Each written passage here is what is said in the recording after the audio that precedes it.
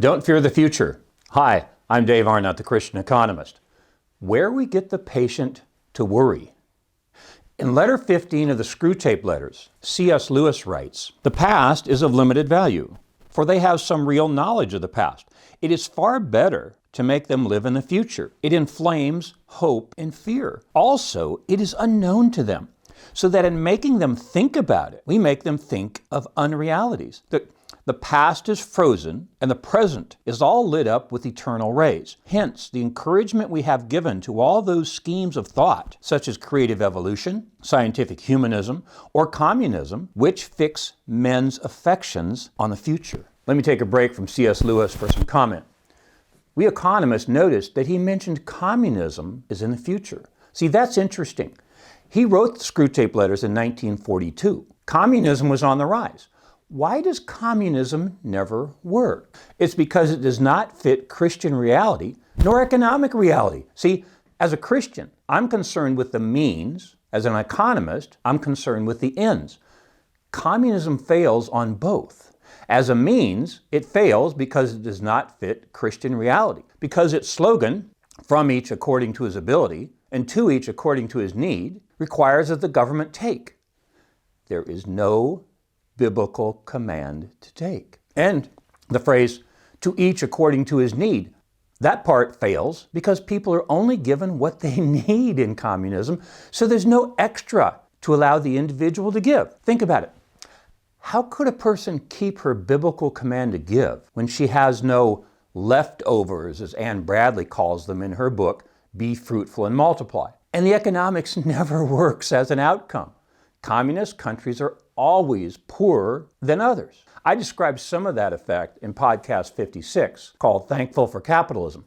Why does socialism always work in the future, but never in the past? See, that's worth repeating. Why does socialism always work in the future, but never in the past?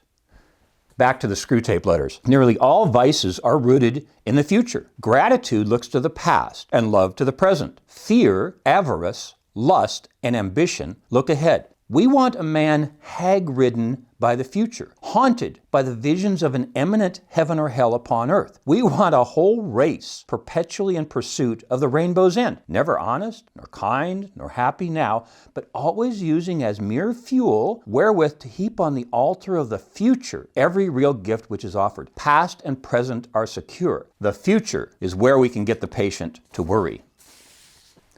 Going to hell in a handbasket. If this sounds like tonight's news, it probably is. See, in economic terms, it's called self-interest.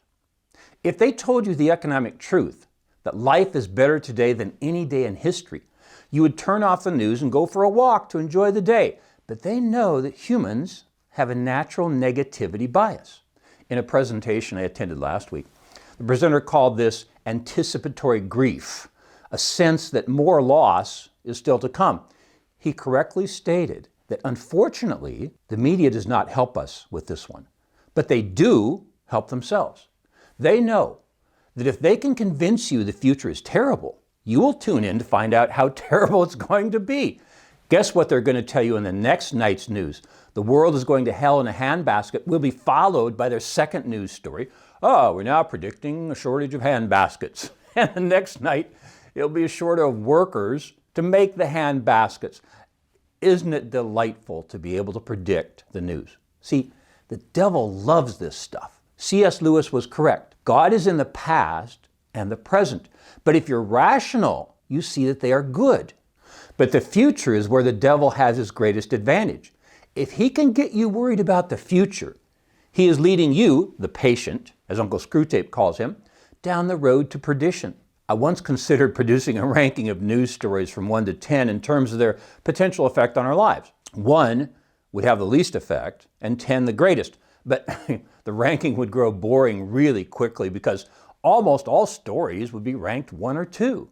Most of what they call news really does not affect our lives, especially Christians who believe we have a God who guards and guides.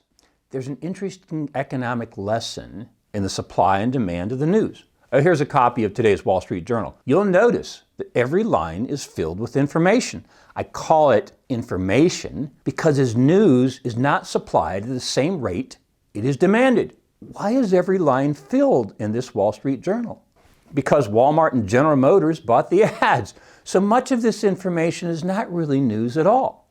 It's simply information that is supplying the demand for news. It's up to you, the reader, to determine what's really news. In a presentation by the online website Words and Numbers, we find that the website that gives you the bad news every day, CNN, ranks 24th. And something called the Good News Network ranks as the 20,158th most popular. They cite the Pew Research Center's data showing that Americans believed gun violence was worse every year for the first 16 years of this century. See, people believed it was worse because the media told them that it was worse. Words and Numbers reports the following statistics over the past 1 to 2 generations. Death due to war is down 95%. Extreme poverty is down 80%. Child labor rates are down 50%. Gender inequality is down 15%. Income inequality is down 10%. Longevity and education are up 20%. Real per capita income is up 40%. I unpacked some of this in podcast number 9 titled, "The Poor Will Not Always Be With You." And what about the claim that the middle class is shrinking? They used data from the U.S. Census Bureau to show that it actually did shrink by 13% from 1970 to 2017. But that 12% of that 13% moved to the upper class. There's so much to be unpacked about the inequality myth, and I don't have time to explore it all today. Most all complaints about income inequality are violations of the 10th commandment against coveting. Christians care about the poor, not the gap between rich and poor. Just one fact from the little book, The American Dream is Not Dead by Michael Strain, where he explains that a standard way of determining whether the poor are getting richer is to measure a man's wealth relative to his father at the age of 40. Among men born into the lowest quintile, 79% are richer.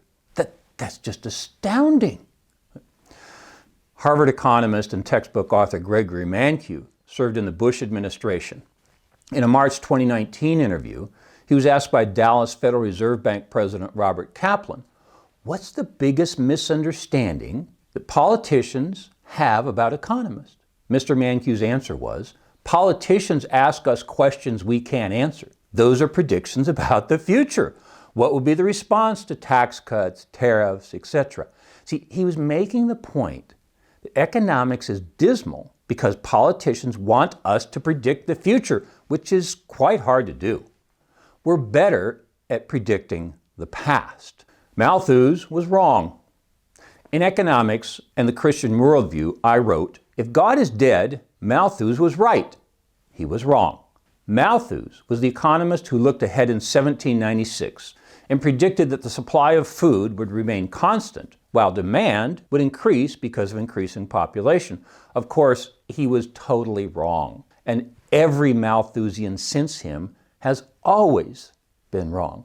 They never have made one correct prediction. We have a good baseball team at Dallas Baptist University, and Ginger and I enjoy watching them. Trying to imagine me telling Ginger, "I'm going to watch our team play the visiting team who is 0-30 so I can learn how to win games."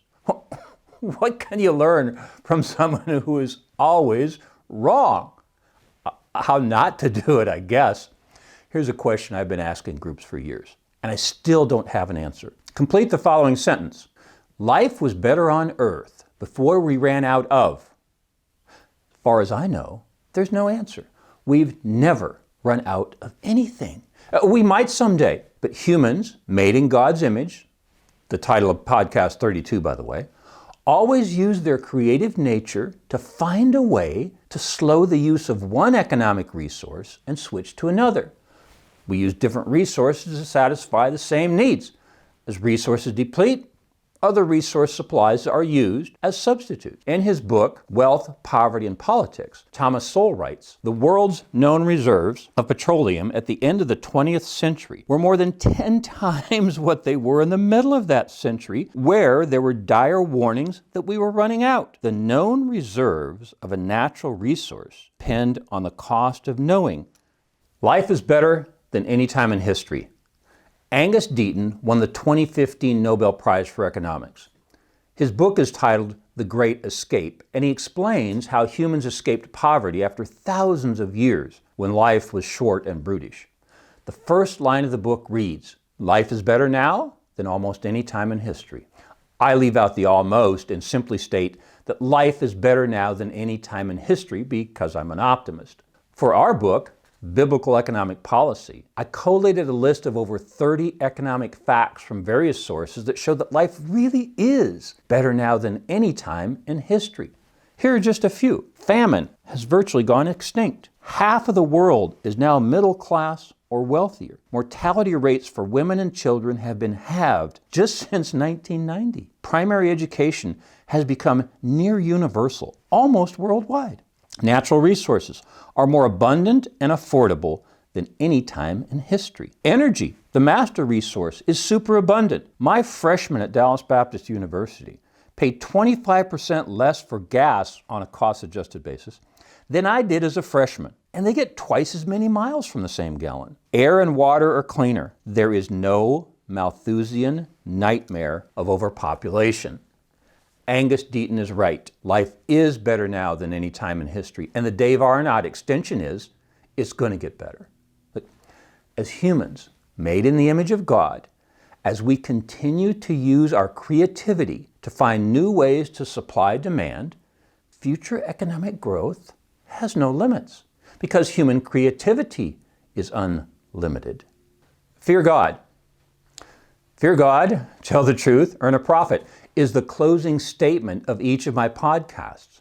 In the Old Testament, the word fear really means something more like respect or maybe reverence. Here's how Oswald Chambers says it.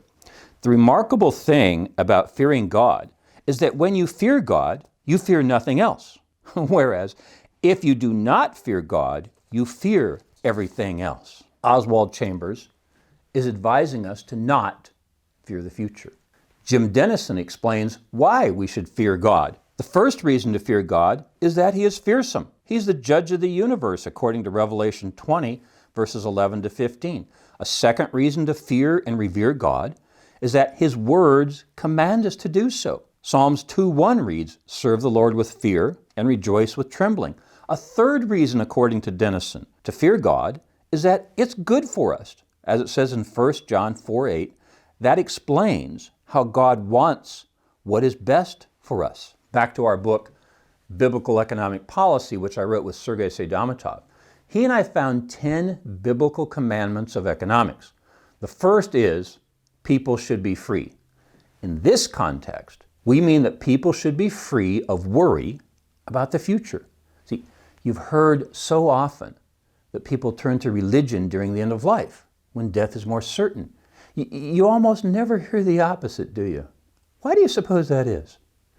Seems clear to me that as the uncertain becomes more certain, humans seek a certain outcome. They want to know where they're going. We can't scientifically prove that there's an afterlife. But the closer humans get to it, the greater their claim is to Christianity as a means to secure the unknown future. I've said so many times that the intersection of Christianity and economics is freedom. Believers have greater freedom than non-believers. And many Christians believe our salvation is secure. That should give Christians the greatest freedom. Fear God. Do not fear the future. I'm Dave Arnott, the Christian Economist. Fear God, tell the truth, earn a profit. See you next time. For more information, please visit us online at davearnott.com. If you have questions or suggestions for future podcasts, please submit them online or in the comment section below. Don't forget to like, share, and subscribe.